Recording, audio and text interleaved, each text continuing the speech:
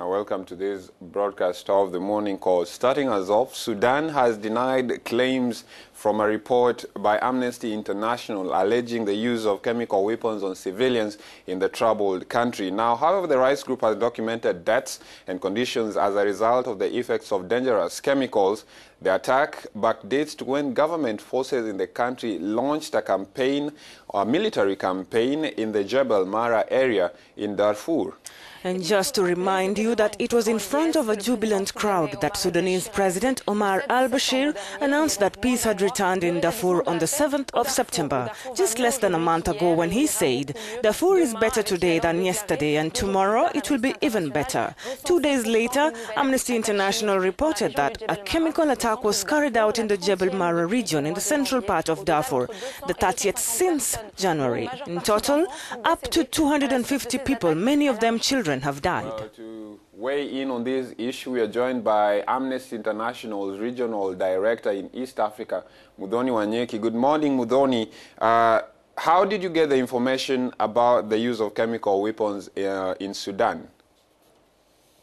Well, in our Sudan work generally, we are following the conflict situation in Blue Nile, South Kordofan, Darfur.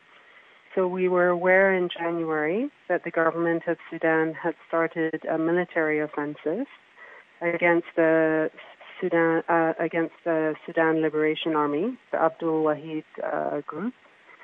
And that offensive included ground attacks until May and air attacks that have continued to this day.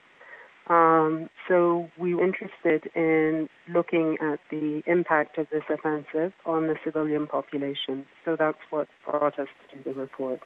Well, the government immediately came forward and said the report is baseless and fabricated. Muthoni, do you actually think that you're trying to stir confusion in the ongoing peace process and rather trying to jeopardize the peace process, as they said, in the country? Well, first of all, I must say that the response we got from the Ministry of Justice this week is now up on our website. We are actually quite pleased that it responded. But in terms of challenging our methodology or saying that we're challenging the peace process, no, of course that's not true.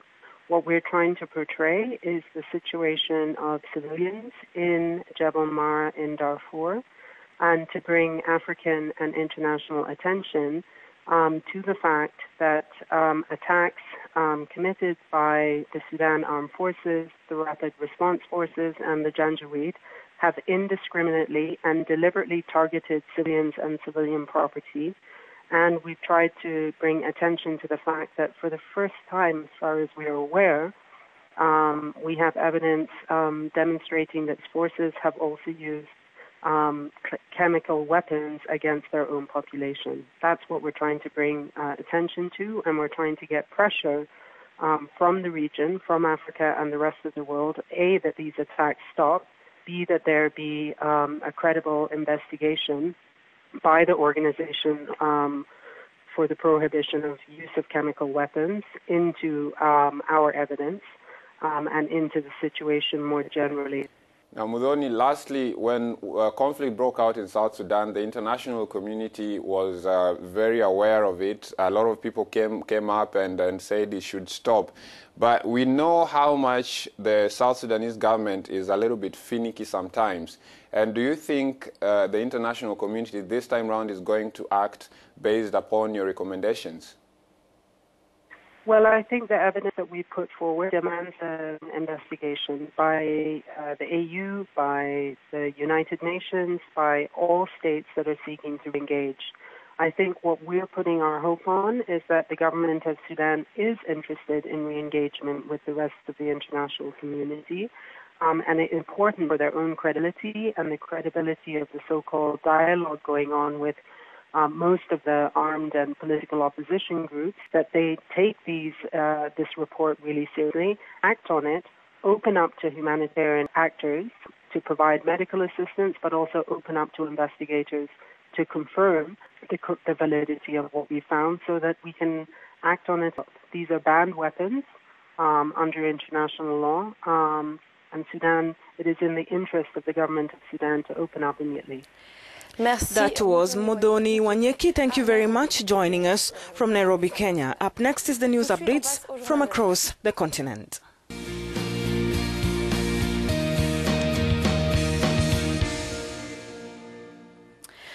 Gabon's new Prime Minister Emmanuel Isoze Ngondet has held his first press conference after being appointed by President Ali Bongo.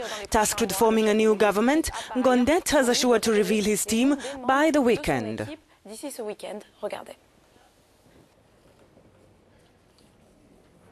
Newly appointed Gabonese Prime Minister has already begun work. Following his appointment, Emmanuel Isoze Ngondet held his first press conference to announce the date on which he is set to make public his government's new cabinet. The cabinet of the new government will be announced on Sunday, October 2nd.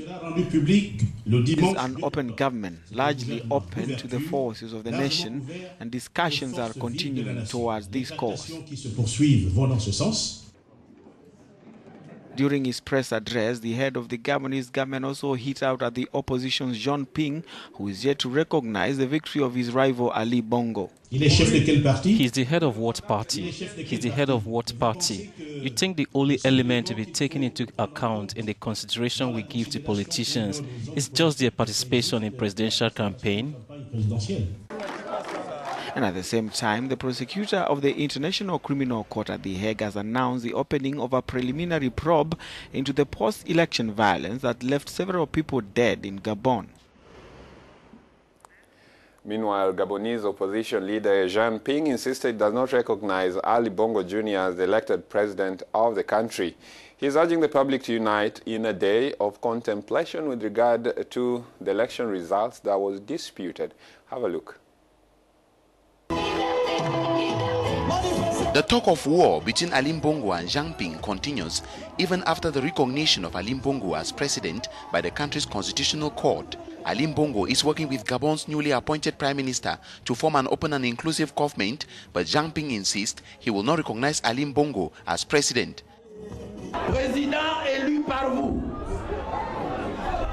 President elected by you, the people of Gabon, I reaffirm to everyone that I will not accept the government of Ali Bongo, whose hands are soiled with the blood of our compatriots.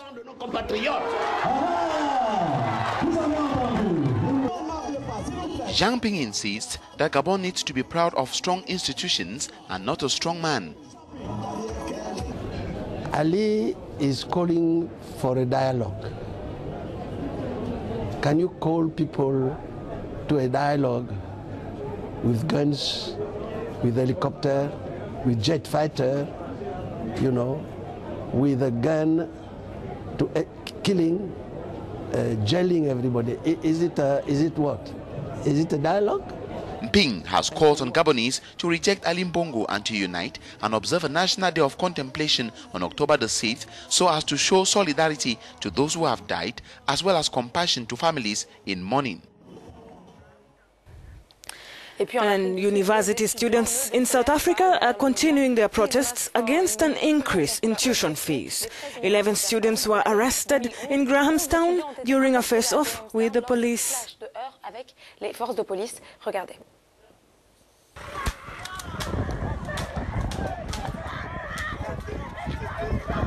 Police in South Africa on Wednesday fired rubber bullets at students as protest over tuition fees increment turned into violent clashes. In Grahamstown, 11 students at Rhodes University were arrested following the protests.